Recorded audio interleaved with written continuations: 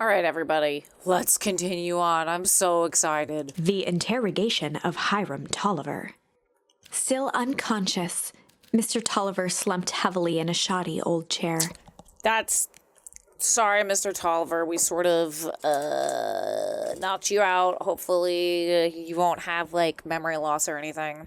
His hands were bound with rope, his feet tied with some loose string. The kids huddled in a circle, discussing their plan.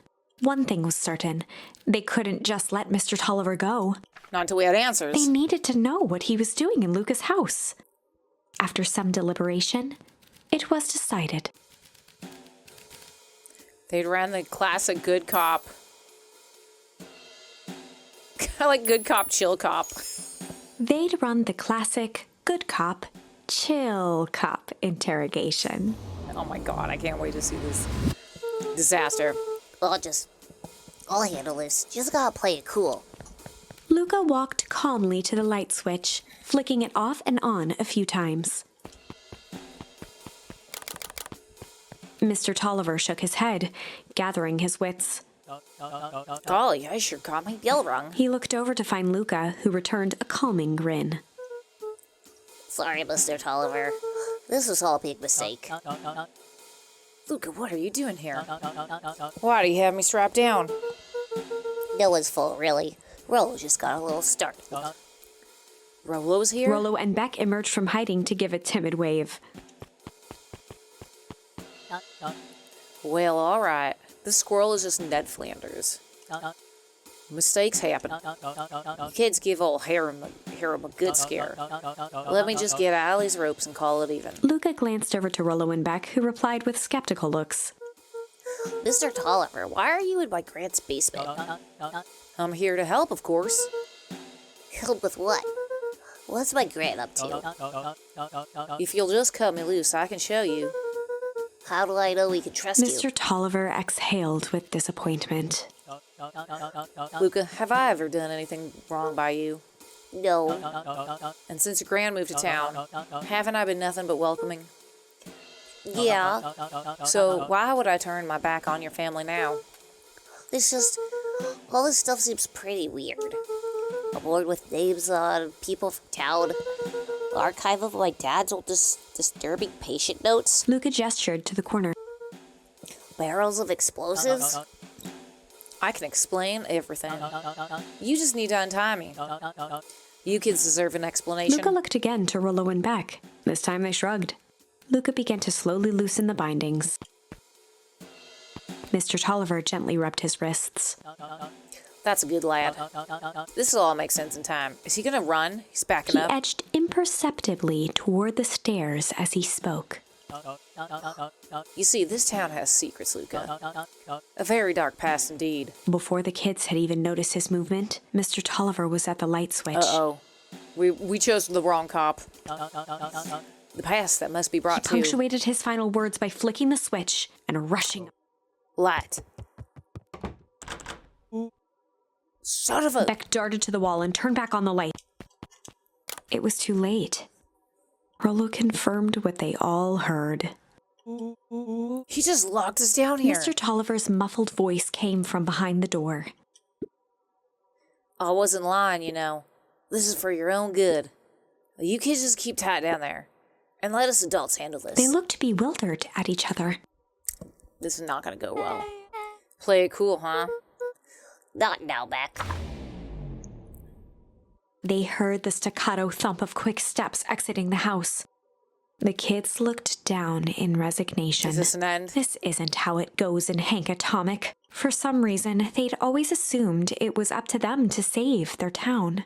Luka opened his mouth, hoping to conjure some magical words to make this right. Is there an axe down here? We could axe the door open. Only a hollow cry. The end. Well, we die? Certainly aren't going to find a grand resolution to our tale locked in a basement. Back to the drawing board. Beginner's Guide to Interrogation. Okay, let's go back. We'll go hard cop this time. Rolo brandished a steely gaze. Ooh, a stealing gaze. I've got this. Read about it 100 times. Rolo swaggered past the chair which propped up the slumping Hiram Tolliver. Without even looking at his captive, he began with a long, blustery drawl. Well, Mr. Tolliver. Mr. Tolliver remained motionless. Rolo spun around to face him. He'd clearly expected to rouse Mr. Tolliver with his booming voice. Mr. Tolliver? Beck and Luka gave each other an unsure glance. Rolo slammed his fist on the table. I said, Mr. Tolliver! He grabbed the table lamp and beamed it onto the unconscious face. Oh my god. Mr. Tolliver groaned and slowly lifted his head. He recoiled with a muddled, weary squint. What in the world? The chair wobbled as he attempted to straighten up. Who's there? Mr. Tolliver could only make out rough shapes through the glaring light. With a gruff tone, Rolo hoped to both conceal his voice and intimidate. I'll be asking the questions here, punk. Now hold on, just calm down. Oh, I am calm. Calm as a carrot in dirt. As for you, looks like you're sweating. The doubtful expression on Beck and Luka's faces transformed into awe. We can do this my way, or we'll just say, I've never needed another way. Rolo, hitting his stride, was now channeling every detective trope his memory could recall. God, it's amazing. He slammed the table again. Now dance. What? I don't even... Mr. Tolliver's voice became desperate. He was nearly in tears. You tied me down. How on earth could I dance? Dance with your mouth, punk. Spill the beans. What are you poking around in this house? I'm here to help Juniper. To make sure everything's ready. Oh, so you're in cahoots with Gran? Gran? Mr. Tolliver was in a daze, now more confused than ever. Gonna help blow up the festival, eh? Blow up the festival. Good lord. He shook his head, feeling more and more dizzy. No, you've got it all wrong. Where is she now? She's headed to the source. Source? What's the source? It's where His voice faded to a whisper. the tale began. Where it all began? What is Operation Sparkplug? With that, Mr. Tolliver passed out cold. Oh, geez, what a wimp. What a baby. Rolo swung around with a repentant grimace. Damn, Rolo.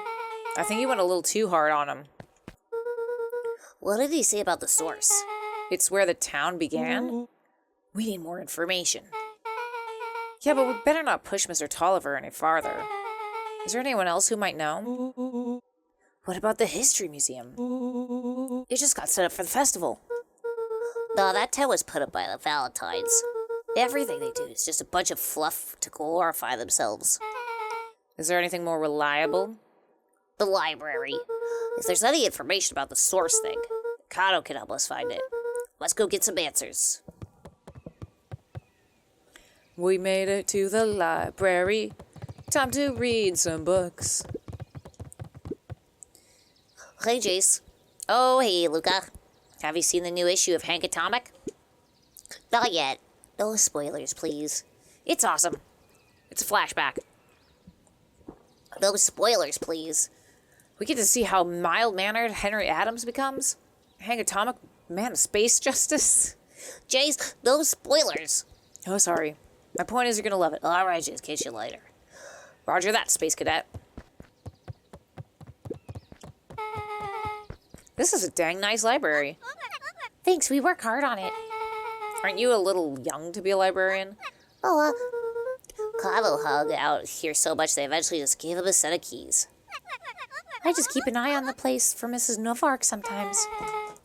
They got you working here for free? It's quiet and I get to access all the books I can read. What more could a person want? Fair enough. What can I do for you all? We need a favor. I already told you and Rolo. I can't put you any higher on the waitlist for the next Hank Atomic. And if you're here with more candy, I'll have you know I can't be bought. Call it a personal code of conscience. Actually, we're looking to do some research. Now you're speaking my language. What are you looking for? That's the thing. We sort of don't know. What do you got on the history of the town? There's a county record archives. What's in those? Bar stuffs, newspaper clippings, stuff like that. Pretty boring reading. But they do go all the way back when the town was founded. Great. We'll start there. Chapter 8, 6 Feet Under, 3 Towns Over. Oh shit. The kids spent the rest of the afternoon combing through dusty piles of old county records, desperately searching for anything that could help them make sense of Mr. Tolliver's cryptic utterance.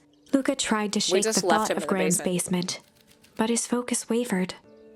Explosives, messages hidden in jam, dossiers on various town figures, and a corkboard threaded with photos. Gran was the only family he had left. He still couldn't bring himself to believe the worst. But the old map with the symbol of explosives in town square made that difficult. As the sun began to set, the kids were no closer to the truth. If I have to read any more records, my eyeball's gonna pop. We have to keep digging. If I dig another word, I'm gonna end up in one of those. I read that as anime death records. Asinine death records. Roller Cotter lived a full and wonderful life till he read so much boring crud that his brain oozed out of his ears. Rolo shut his book with an assertive nod. If you've got a better idea, spit it out. You sound like my sister. Keep pushing your luck, pal. And it won't be the boring county records that kill you. I'll put you in the obituaries myself. Okay, I didn't even remember that line. Rolo muttered under his breath. Your county record. Really? That's the best you got? When I'm done with you, you'll be the footnote in history. Just Beck like slammed her finger down on the open page before... Jay Hartford here. I'd love to see you try. Hey, we're all a little tired here. Let's just take a minute and... Something tickled the back of Luka's mind. Wait, what was that name back? In the obit, Jay Hartford. From the Bookville Tribune 20 years ago. That can't be right. What is it? Jay Hartford. That's my grand's name, Juniper Hartford. Oh, shit. Maybe there were 2 Jay Hartfords? Mrs. Hartford is survived by her young daughter, E. Hartford. My mom's name is Eleanor. Okay, this is getting creepy. If your grand is 6 feet under, 3 towns over... Then who am I living The with? question hung in the air. All right, gang, I gotta close up for the night. Beck rubbed her eyes. How late is it? Almost 10. Oh, crap. Pa's gonna kill me. I gotta go. My parents will be worried sick. Okay, let's meet up as early as we can at the festival tomorrow. What are you gonna do about the unconscious man at your basement? I'll think of something. Maybe we should give him Luka's some food. heart was pounding as he approached the house. If he was lucky, Gran, or whoever it was, hadn't gotten back yet. I just wouldn't come home. I would just go to Rolo's house.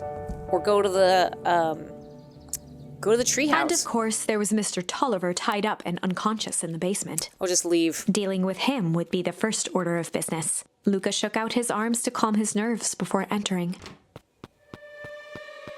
Oh my god, Gran is asleep. This music got very He spooky. held perfectly still, tempering his breath, and listened closely. She was asleep. His only hope was that she hadn't found Mr. Tolliver before dozing off. Okay.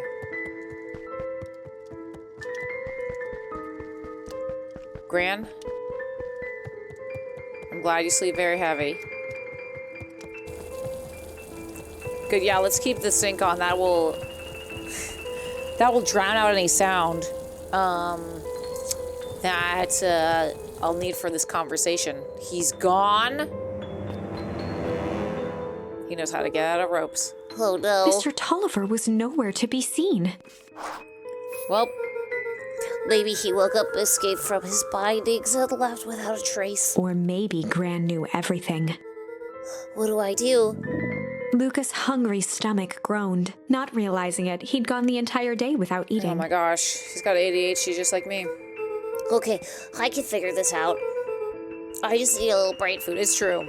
Luka rushed over to the pile of jam jars, unscrewed one, and shoveled a handful into his mouth. You're just gonna eat the jam?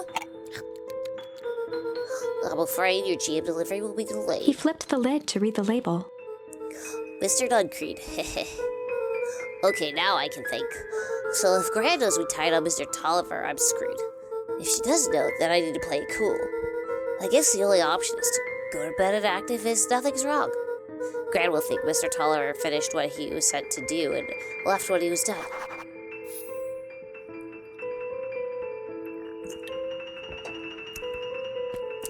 Sure, I guess that will happen. I guess we'll just go to bed. Maybe we should get something to eat. That's not just handfuls of jam. Can't we make ourselves like something? Oh my god, Grandma's gonna kill us. This is like a Friday the 13th situation now. Gran? Okay, stick to the plan. Go to bed, play it cool. Cool cop. As Luka climbed the final stair, the emotion of the day dragged heavily on him. With each consecutive step, his legs weakened. The jam was poisoned.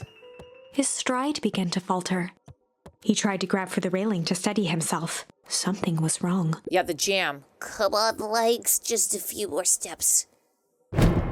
Luka groaned and tried to move. His limbs might as well have been bolted to the ground. Through numb lips, he mumbled just before falling asleep. Did we just die? The germ? Jump!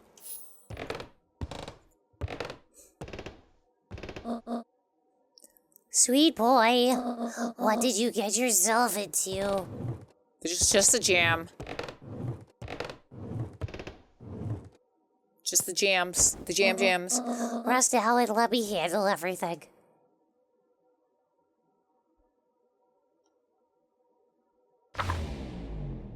Did I die? Chapter 9. A speech to end all speeches. Oh shit, did we make it to the last chapter? Luka awoke to find himself face down in bed. He moaned into his pillow. Why would Gran drug him? I mean, technically she drugged the jam and you ate the jam that was in the basement. Or rather, why was she trying to drug Mr. Nuncrede? Because he's a creeper. Because he's creepy. Shaking the questions from his woozy head, Luka snapped back to the matter at hand. Or he's a drug addict. The festival. We gotta go. We gotta go to the festival. Run. Run with your little legs. Run.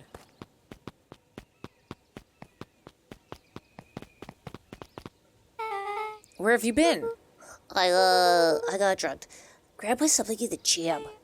Yeah, we know. Secret message for secret conspiracies. Not this one. This one intended for Mr. Nuncrede. Put me to sleep. Whoa!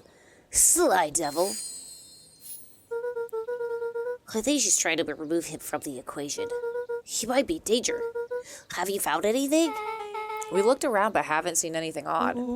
Your Gran is nowhere to be found. But Mr. Nuncrede is just loafing around waiting for the speech. What speech? Mayor Guest just got up on the podium. Everyone is gathered at the stage. Let's get moving. The speech to end Augustus all Valentine speeches. nervously wiped his brow. Is this thing? Hello, Beacon Pines. I'm Augustus Valentine, your mayor, and I suppose you already know that. Oh yes, before we get started, I just wanted to take a moment to recognize someone who couldn't be here today. The town wouldn't be where it is without my father, Sharper Valentine. So I thought we could begin a round of applause befitting such a great man. That's about... Even that's more than the old codger deserves. Gus cleared his throat and awkwardly loosened his tie. Right, where was I? William Kerr bounded on the stage with the energy of a preacher at a big tent revival. Gus Valentine, everyone. He gave Gus a hearty slap on the back and motioned him off the stage.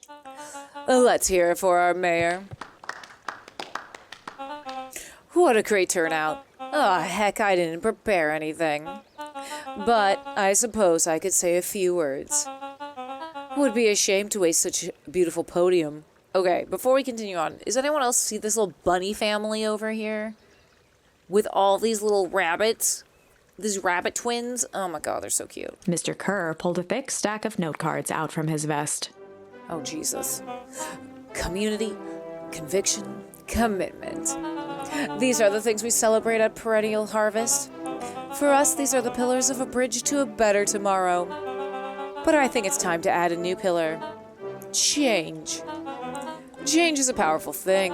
It's inexorable, unavoidable, and undeniable. Do you ever have one of those words where you can say it without looking at it? Exonerable? But you try and read it and say it at the same time, and your brain is just like, nope, I can't. You're confusing the wires here. And I am a dangdom thankful for it. Change is the reason we're all here together today. It's hard for me to believe that when I was only 4, it was only 4 years ago when fate brought me here. A simple business trip which brought me to a small town which would change my life forever. Mr. Kerr took a moment to survey the crowd. You know what? He wiped away a single Oh my god, tear. the drama. From the second I set foot in Beacon Pines, something about this place has held me captive. You see, change represents opportunity. It represents potential. It was change that helped me recognize the potential of this place. To see that the people of this town, despite suffering great loss, still held on to the things that made them special. He thumped the podium to emphasize each word. Community, conviction, commitment, change. Mr. Kerr nodded confidently, biting his lip. The crowd was silent, in rapt attention. Fate made that perfect match that day. Nothing is more important to you all than community. And Perennial Harvest is a community first and foremost. Mr. Kerr methodically made eye contact with each section of the crowd. The only way you made it through the foul harvest was the unshakable conviction. A conviction that a better tomorrow was just over the horizon. Perennial Harvest was founded on the conviction that we are that horizon. The festival is a symbol of our commitment to one another. His voice began to build to a crescendo. And now we walk hand in hand into the future that we will shape together. And that is what change is all about. Grabbing the future by the scruff of the neck and making things happen. Change is a choice. I am tickled pink that we will be all making that choice together. How great is that? Just imagine what we can accomplish. Just the explosion. What was The that? crowd began to look around nervously. Don't worry, a little thunder isn't going to ruin our day. Everyone remain calm. Mr. Kerr quickly flicked through his note cards. Where was I? Through all my travels, I have learned one true thing. Oh, one always reaps what they sow. And we have planted a lot of good in this town. And so, it's with a happy heart that I can proclaim, He raised his hands up to the heavens. our harvest awaits. Well, this has happened twice now. Is this the explosion?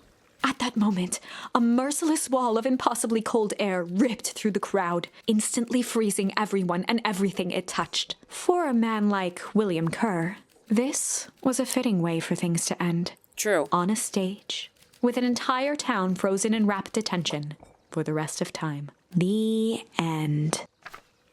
There's that ice again! Whenever I think we're getting close, it comes along and ruins everything. I agree. Maybe we should just quit?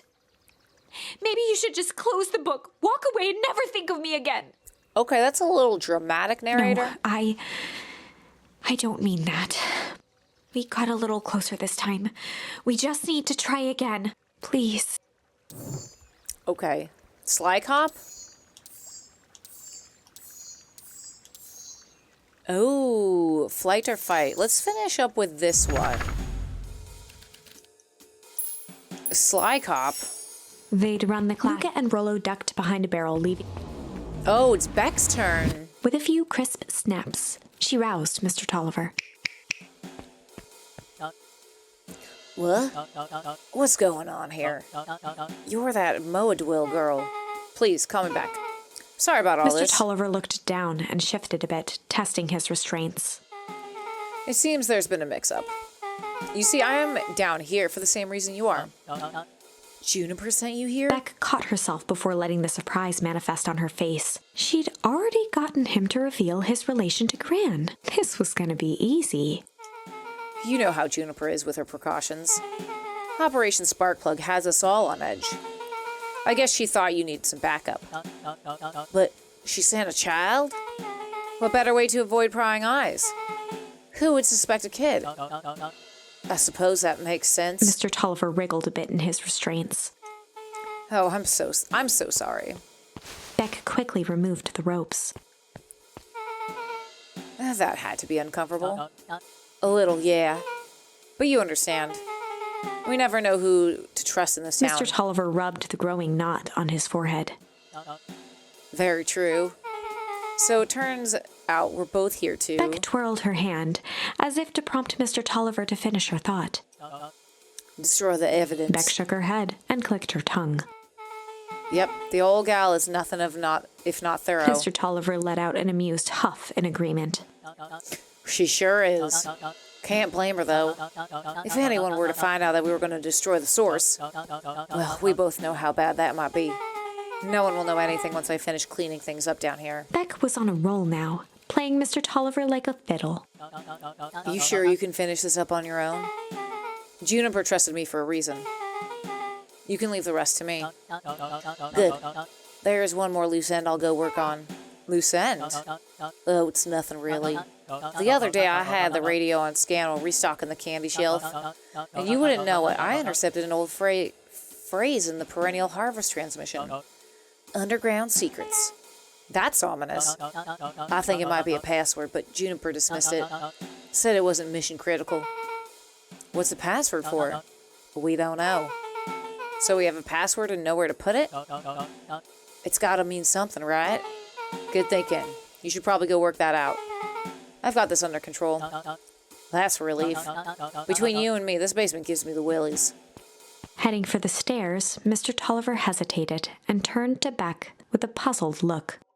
She grinned and gave him a peppy wave. With a shrug, he continued up the stairs, whistling a jaunty tune. You guys catch that? Sure did. This whole time, Mr. Tolliver's had a candy shelf. Oh, Rolo. But all he ever sells is apples. Beck blinked slowly in disappointment. The password, Rolo. Well, sure, but once things are back to normal, we'll be having a word with Mr. Tolliver about that candy shelf. Fine. In the meantime, I've got an idea. She turned to the table and began tearing small scraps of paper. He said he heard a password on the radio. A good spy transmission is never what it seems. Beck marked each scrap of paper and leaned back. We just need to find the hidden meeting. Okay. What's another word for underground? Buried? Covered? Could it be a cover-up? Maybe it's one of those each letter is a number thingies. So U would be 21, N would be 14, D would be... Ooh. It's an anagram. Nuncrede's Drugstore. Luka and Beck looked at Rolo with amazement. Damn. Rolo, that was incredible. Well, it's either that or Kren's new drugstore. Yeah, I think you were right the first time. How did you do that? What can I say? I love ciphers. Well, I guess we know where to go next. Let's go to the drugs. Maybe that's where we got the drugs. You scared me half to death. Sorry. You kids haven't seen Mr. Tolliver around, have you? Nope. He got me waiting around like this last slice of pie. I swear that man would be late to his own funeral. Okay, well.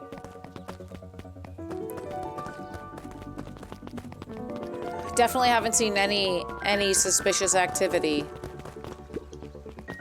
here lately.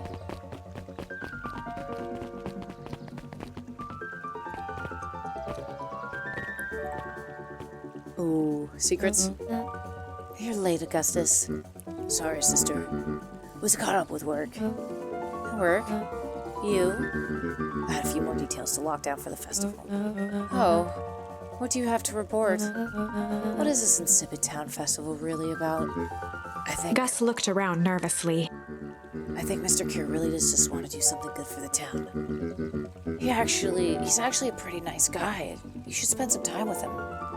I didn't pull strings installing you as mayor so that you could make friends. Your job is to help me figure out what Cure and Perennial Harvest's true intentions are with this town. We have a responsibility. This is our father's town. Was. Excuse me? This was our father's town. He's gone, Eris. He isn't coming back. Father left us with nothing but problems. Mr. Cure came here and offered to help us. We accepted that help. We didn't agree to them turning Father's warehouse into a toxic dumping ground. That was just a temporary arrangement. The glow can be seen from our damn backyard. They're dumping their nasty little secrets on us. When this all inevitably goes wrong, who do you think will be blamed? Eris's cry hung in the air. We have a new choice to make now, sister. This town is going to change whether we like it or not. Are we going to choose to be a part of the future or be forgotten in the past? It's a shame. Father named you Augustus, but you always will be Gus. Good night, Eris. I'll see you at breakfast tomorrow.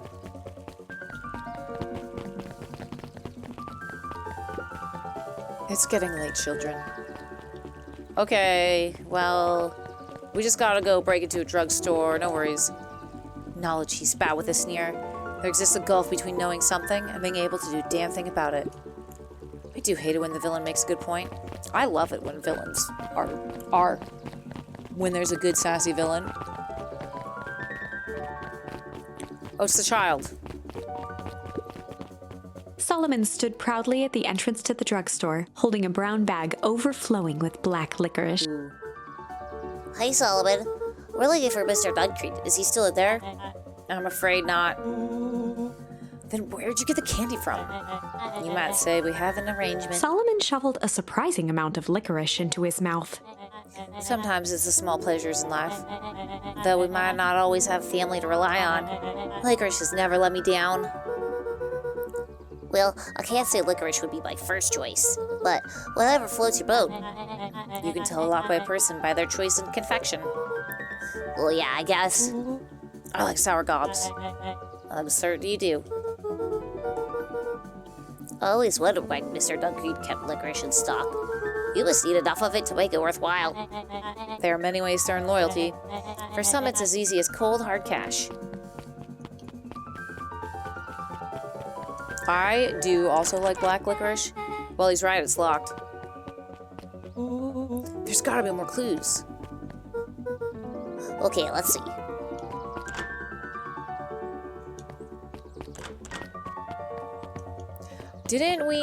Wasn't there like something in the telephone booth that we stumbled upon in another run? Have you actually seen anyone actually use this thing? Besides Mr. Nuncrede? No. Beck cupped her hands on the glass to peek inside. That's not a normal phone booth. It's got like a blinky keypad. Why will there be a blinky keypad? Cren's new drugstore. I mean, Underground Secrets.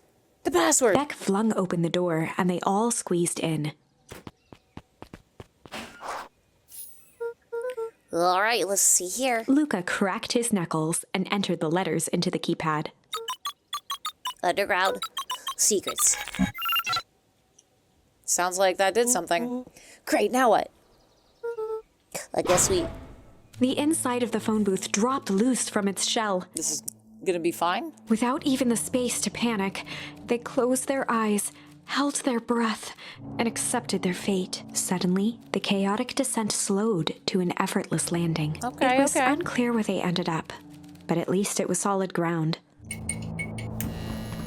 The air was stagnant and smelled vaguely of chlorine. Oh, we're just out of the underground pool. I knew it. You knew that there was a secret hub full of strange tubes under the phone booth? Of course I did. Didn't I say that? No. I definitely thought it. Luka, do you remember when I said how cool it would be if the transdimensional conduits from Hank Atomic issue 12 were real? Rolo, at one point or another, you said about every technology ever discussed in Hank Atomic. That's why I'm such a good predictor. It looks like each of these has something written on them. Okay, well... what do we got here? This dude has a broken mask. Was it Nuncrede? So we found our mystery warehouse creeper. We found at least their hazmat suit. If it walks like a Nuncrede and talks like a Nuncrede, Let's not jump to conclusions. just saying. Valentine Fertilizer Warehouse. Isn't this where you almost got snatched? Yeah. Why would Perennial Harvest have a tube going to the old Valentine place? This is straight. It's starting to feel like something big. Perennial Harvest main office. That's where my mom works. What does she do? Science stuff. Was she involved in all this? We just moved here. How could you be involved? True. Mining Operations Alpha. You guys have mines here? Not that I know of. This town is all farms and fertilizer. And a series of tubes. Pa always says you can only trust a miner up to the point when they hit gold. Not sure how that wisdom applies to this exact situation. That's the thing about Pa. You don't want to realize what he means until it's too late. What's this? That's a lot of buns. Stand aside, Earthlings. I've read enough Hank Atomic to know my way around sci-fi tech. Rolo's hands hovered over the field of blinking buttons. Eeny, meeny, miny. Okay, I guess we're going there. Rolo, what did you do? Nothing. I didn't even mow it yet. What was that? Hide. Where? Oh, where? There's nothing but weird tubes down here. Just get back. Oh, it's Nuncrede. Shit. Shit. Shit. Awesome.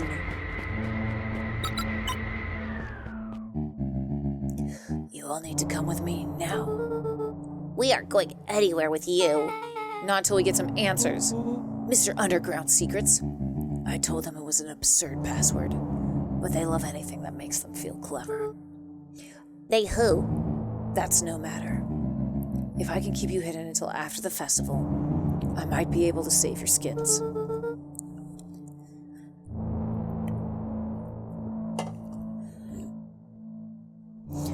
We don't care about our skins. Hold on now, I like my skin. This all stops now, Nuncrede. Joseph waited for a moment in silence. Push him in the tube. You sound just like him. Who? Walt. You don't get to talk about my dad. You know your father and I were friends back before He gestured toward the strange tubes. all of this. That's a lie. It's true. I used to bounce you on my knee. What happened? Same thing that always happens. Reality, complications, life. We were a team, Walt and I. An idealistic doctor and a bright-eyed pharmacist. Both hell-bent on helping folks. So you were his sidekick? No. We were partners. He helped the patients and I helped him. Yep, a total sidekick. Nuncrede let out a growl of a sigh. Luka, I need you to know this. I need someone to know this. One day, Sharper Valentine comes to us. Says he's got an opportunity. He found something he didn't quite understand. And he was willing to pay us both handsomely to help him understand it. And my dad said no. Your father and I both believed in helping people. But the thing I could never get him to understand was, it's a lot easier to help others if you help yourself now and then. Classic sidekick into villain plotline. Walt loved being righteous, almost more than he loved his family. He was wrong about one thing, though. When he begged me not to take Valentine's offer, he said, Joseph, if a person says yes one time to Sharper Valentine, he'll make sure they keep on saying yes to him until the day he's dead and gone. He shook his head wistfully. Sharper's long gone, but he still got me saying yes. Is there a point to this sob story? Not really, no. Just an old man trying to delay what needs doing. Nuncrede took a menacing step He's gonna towards murder the us children. kids. I need to keep you safe. I tried to keep you and Juniper out of this, but you forced my hand. Luka began to laugh. What?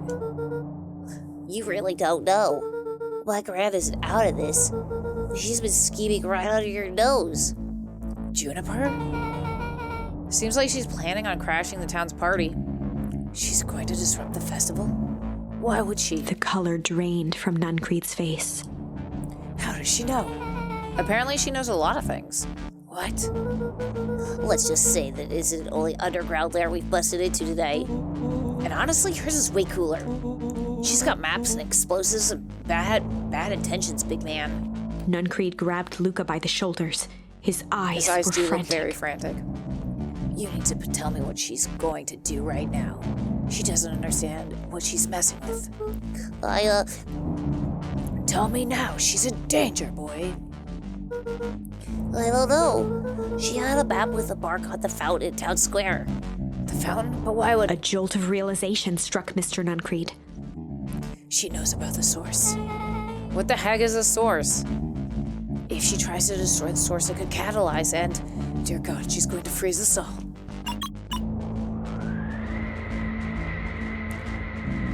You all need to run. Run where? Away. As far away from this town as you can get. Head west and don't look back. Okay.